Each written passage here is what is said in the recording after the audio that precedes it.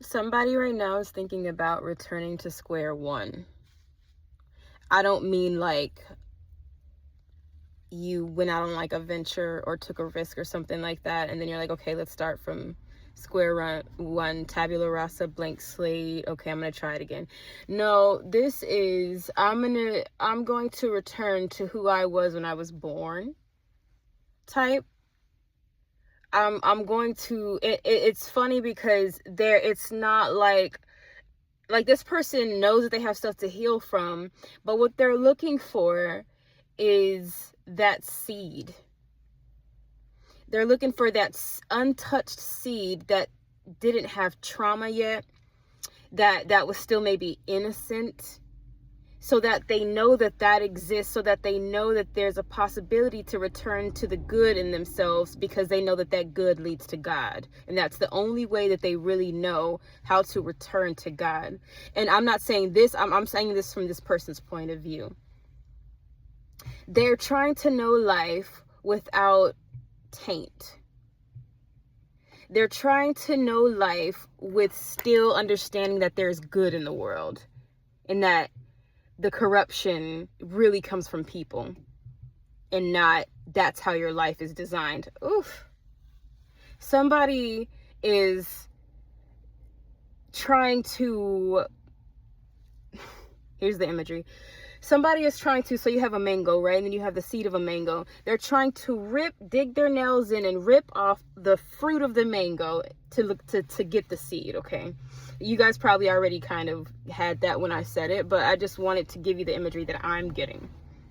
It's like they want to take off their skin and their muscle to the essence of their spirit, because they feel like this is where I will find me, this is where I will find God. Like I said, this person hasn't started their healing journey. They know they have to do that, but right now, to this person, it's pressure and it's vital and it's intense for them to find God at a shortcut. I just want to intervene in this message and tell you, baby, like, you find God everywhere. It seems like what you've been going through, and I'm just going to say this with what I'm being shown and told, what you've been facing and what you've been going through, and what it's this thing where it's a thing where you tell the guy that has been busy because he's an architect, and he's been working on this big case for a year, and that's all his time has been going through. And then you step to the side and you're like, you need to go to a park and breathe. He's like off the case maybe, or he's finally taking a break or something fell through. It doesn't matter, but it's that thing where you're like, okay, there are trees down the street that are growing. You're looking for fresh air, you're looking for breath, you're looking for release, you're looking for harmony. There's a tree right down the street. There's like the cute little park down the street from where you live, maybe just a couple steps. Go trot a couple steps down there, sit on that cute little bench and breathe. It's like that. It's like it's a thing, and I don't mean to be all metaphorical and allegorical and whatever to tell you that God is in the trees. God is in, I don't mean to be cat in a hat. God is in the trees. God is in the breeze. God is in the butterflies. God is in the flowers. If you're looking for innocence, purity, and a submission to God, that's the perfect example.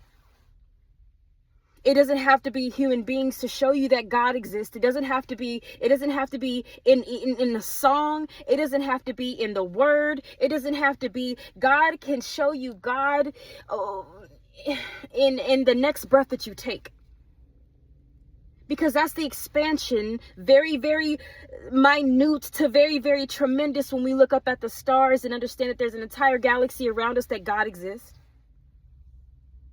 Okay, I just wanted to intervene to tell you that I understand, and I get it, and I sometimes it starts with that blade of grass. And maybe, yeah, maybe you can argue with me and tell you it really depends on the value that anybody puts in grass, if they see the beauty in it or the meaning in it, or if there's God in it at all, right? But what I'm telling you, if you need to see God, it's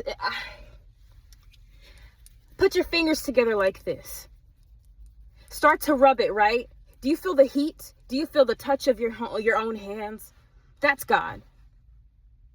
And I guess it's what you believe in, but a lot of religions realize the expansion of God, and I am bringing religion into this, but it's only because to give you a scope, to tell you that a lot of people have realized this. And yeah, there are a lot of religions that put restrictions on who God is, and sometimes it's insane and blasphemous to do that, in my opinion, putting restriction on God and how God should look and how God should think, and sometimes that's the problem.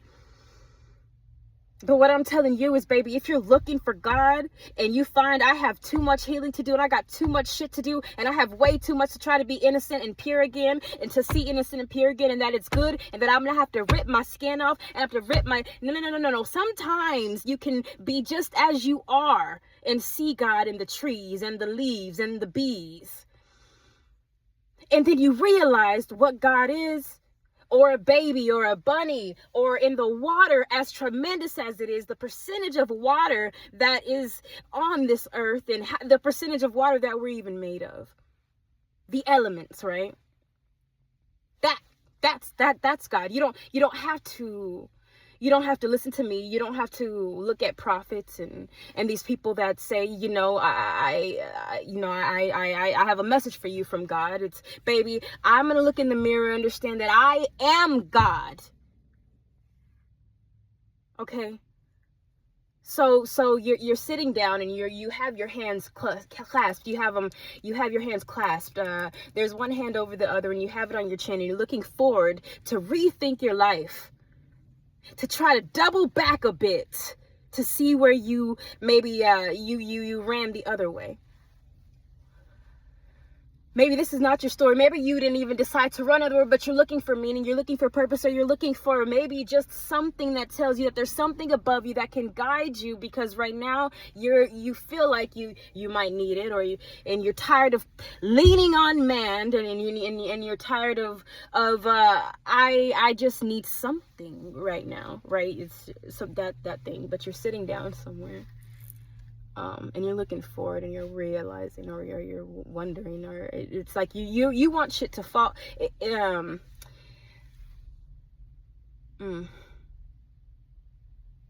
There's a meeting. Deep breath. Look around. Okay, I do. There are trees around me here. And the breeze is kind of blowing through the leaves and they're moving, right? There's certain things about this life that are very, very tangible realities that we can understand, that is magic right before our eyes. And you can debate with me all day long about what somebody values or sees as magic. But to me, a lot of the way that a lot of our nature works, to me, yeah, I may have this in this sight that everything is beautiful as it is intricately designed, and you know what I mean, not to be like bypass and stuff like that. Oh my God, everything is beautiful. No. But when you look at a tree and you see there's a lot of trees, if a tree falters in some type of way, they kind of intertwine their roots together to share the life, to hold each other's down. That's why you see these detrimental natural disasters and all you see are trees. Thriving, living, standing. Everything around them is in destruction and disaster. And then the trees you see are standing mighty as kings. And you see trees have lasted for very long, and that they have a wisdom about them of life that is unexplainable. I'm talking about trees, right? I got elephants just now. Yeah. Things long before you were here. Right? That knew God long before you did. That experienced human beings in all their everything long before you did. I don't know why I'm talking about trees. Maybe this is of significance to you, but I'm trying to tell you, friend, that maybe start small. Okay? Because there may have already been a disintegration of self, of whatever, maybe your ego, maybe you feel like you're being ripped apart in some way, and maybe it's not even that maybe it's not even that crazy. Maybe it's just you looking for something, and you're kind of trying to go to the deepest part of your soul, to be touched in a way that moves and shakes your body into an awakening, a realization, a communication, a connection, something that tells you that you exist on a deeper dimension than what it is that you're experiencing at this moment, because you need to know that God is real, because you need to understand that there is something that we can connect to outside of ourselves to hold on to. Because your trust in man, your belief in man, the things that you have maybe placed and depended on people, has somewhere faltered. And now you've come to a point where you have been disappointed on all sides. And you're like, where am I doing this wrong? And it's a thing where the power needs to be placed back into yourself, right? Because at the end of the day, the power being placed back into ourselves is the power understanding who we are, is the power being placed back to God. So you find that, you find God. You find your skin, you find God. You find your meat, you find God. You find your blood and your breath, you find God. You are not apart from. You just need to realize. Yeah? Okay. So,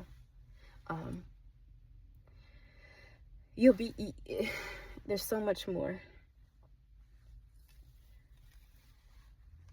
But I think this is you and where you go from here, right? I think the thing is to start small, because I was just led to talk about that, and how God wants you to see him, God wants you to see her, whatever, in a more expanded point of view. God wants you to see God in a more expanded point of view, because if you see God as bigger than your situation, bigger than your body, bigger than anybody who is around you, who has talked to you, who has told you anything about who you are, about who they are, about what the situation is, about what life is, God wants you to expand God outside of that so that you can understand who you are again and take your power back.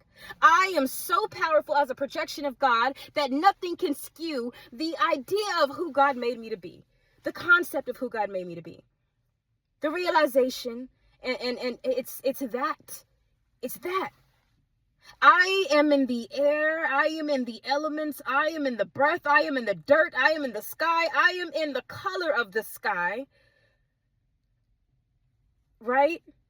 I am in the elephants, and I am in the trees.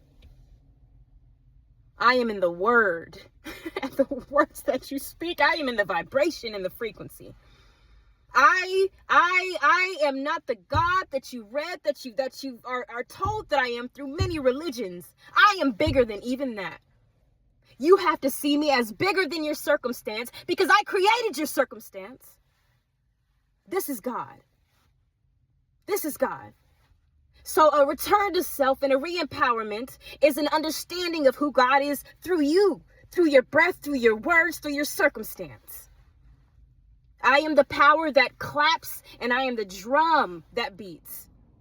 Okay? I am the talent, and I am the genius. I am the math. Okay? I am the numbers. I am in the books you read, and the ability to read. So, okay. So that was the message, and I wish you guys the best, and I love you. It's funny because there's more. I'm gonna stop now. Okay, take care of yourself.